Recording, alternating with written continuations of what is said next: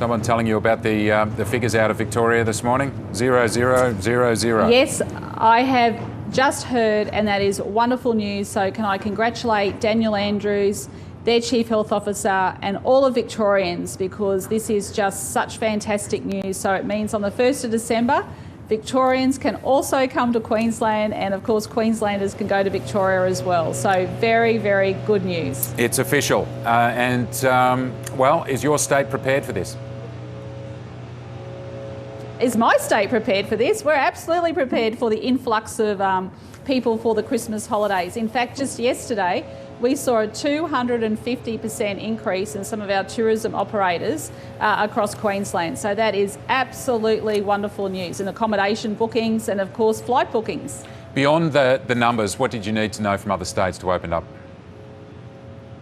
It was the 28 days of no community transmission. Yep. It was the testing rates, and also they looked at the sewage treatment plants as well, the wastewater. Okay, what parts of your state by region or industry have suffered the most by the exclusion of interstate travellers from New South Wales and Victoria this year?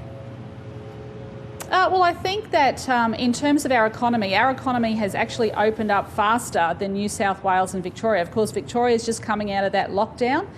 New South Wales is only moving to that 2 square metre rule and allowing 50 people to come into their homes from the 1st of December.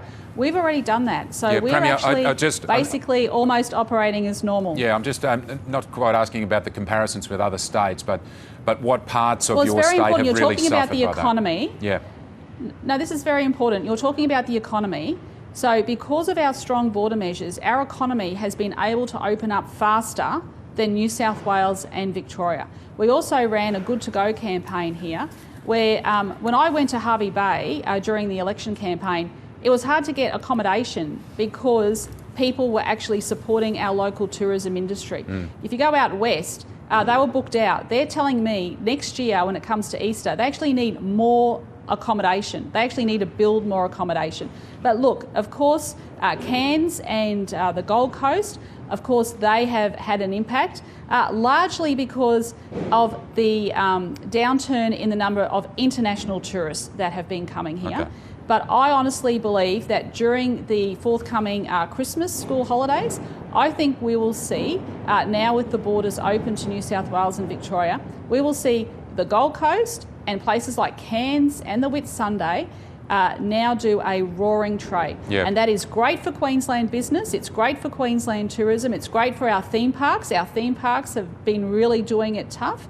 And I just encourage people, there's no better place to spend your Christmas holidays than Queensland. Beautiful one day, perfect the next. What about not too far from you, the National Retail Association? Dominic Lamb told us just half an hour ago that only 60% of retailers have returned in the mall in the CBD there. How are you going to try to spread this tourist dollar when things open up? Yeah, well, I think what we've seen, and there's a good explanation for that as well, because a lot of the businesses still have not returned to those inner city high-rise offices in Brisbane, in the CBDs, so that shopping and even the restaurants haven't been doing their normal trade because of that.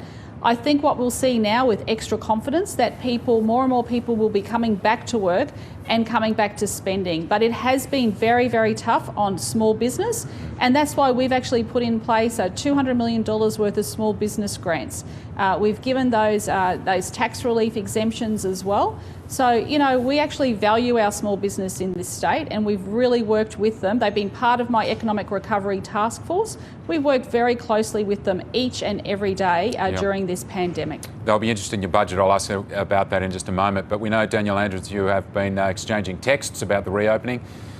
What in those messages does it say about a threshold for closing the borders again if a cluster breaks out somewhere in the country? Well, this is where we take the advice of the Chief Health Officer, and the Chief Health Officer has stood Queensland in very good stead. 70 days without community transmission. I'm very proud of that record. I'm very proud of what Queenslanders have done. But you don't have a threshold for closing them again? Well, the threshold will be that we will go to a hotspot regime, which is what we have done in the past. And look, I can't predict the future. You can't predict the future.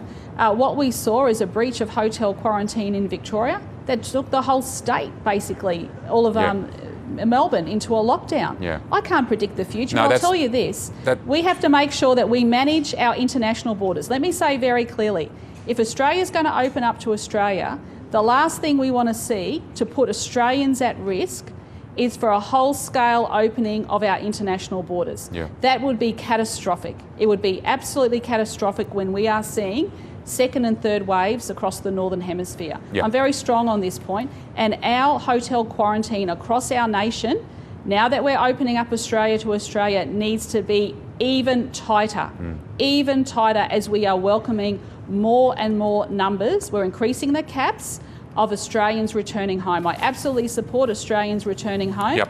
but in terms of international visitors, and this is a really important point because you just watch the federal government very closely. I don't want to see a situation where we see our international borders open up too soon, too quickly, and puts everything that we have done as a nation at risk. We're out of time. I just want some clarity on that.